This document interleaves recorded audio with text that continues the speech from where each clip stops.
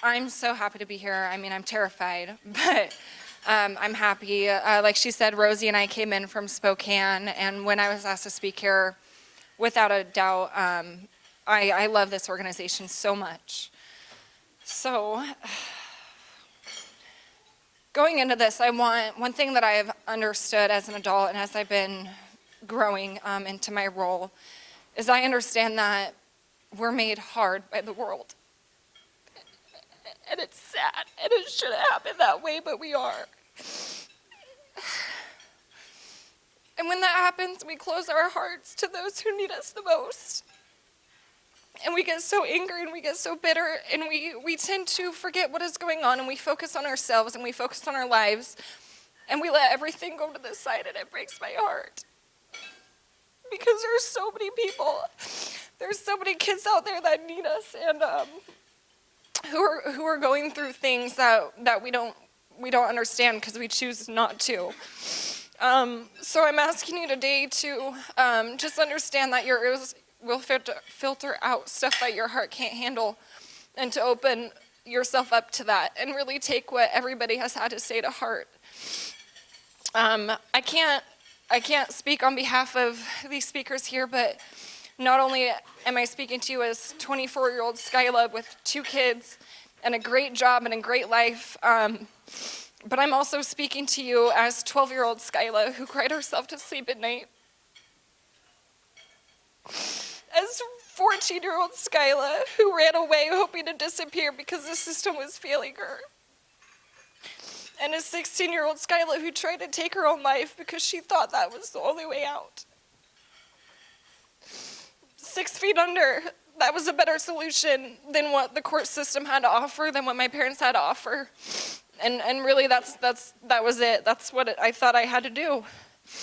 Instead, I got married. That was my way out. I got married at 16 and I had 2 kids, and I started my own life because that was a better solution than what was being presented to me. I used to live in a space in between who I was, what I allowed people to see, and who the court told me I was. As a teen, I had it pretty rough. I tried to break out, yet the cycle kept repeating, and I was getting nowhere. I had the amazing opportunity to work hand in hand with TeamChild for almost 4 years. And in those 4 years, I've been to many group homes, many foster homes, and juvenile detention, and I've been back and forth between multiple family members' houses.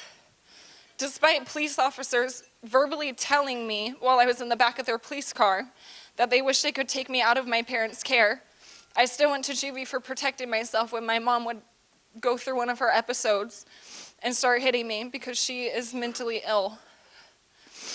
No one listened. Despite my stepdad hitting me so hard I couldn't see right for 4 months, and I have permanent hearing damage, the judge placed me back in the home after 9 months with a CHINS petition because he felt our relationship could be rehabilitated, even though 2 previous CHIN petitions that had been put in place said otherwise. There were only 2 groups of people in my life who cared enough about me to try to do anything, and that was my grandparents and Rosie and her team. Rosie they're not just TeamChild to me, they're not just an organization, she's family. She knows more than anybody does about me because she's been there through everything.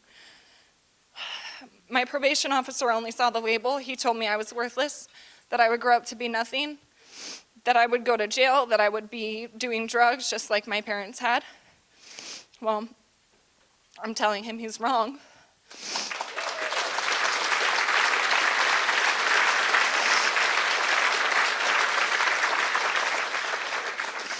Judges and police officers labeled me at-risk youth, and I don't like that term, because as a lawyer, you see at-risk youth as at risk of going to jail, at risk of doing drugs, at risk of not contributing to society and being a menace. I see at risk of not having food on the table. I see at risk of not having the right clothes to wear to school. I see at risk of not having what I need and being hit and no one be there for me. That's what I see when I see at risk. And nobody else sees that except the people who go through it, and that's not fair. And that's why I'm here today, to change that perspective, that when you see these labels on paper, when you see these labels in the courtroom, instead of judging and instead of automatically placing that on that child, ask yourself why. Why are you skipping school? Why are you going to jail? Why are you stealing? Why are you acting out? And then you can get to the root of the problem. And that is why kids need TeamChild. They need someone who deals with these things day in and day out.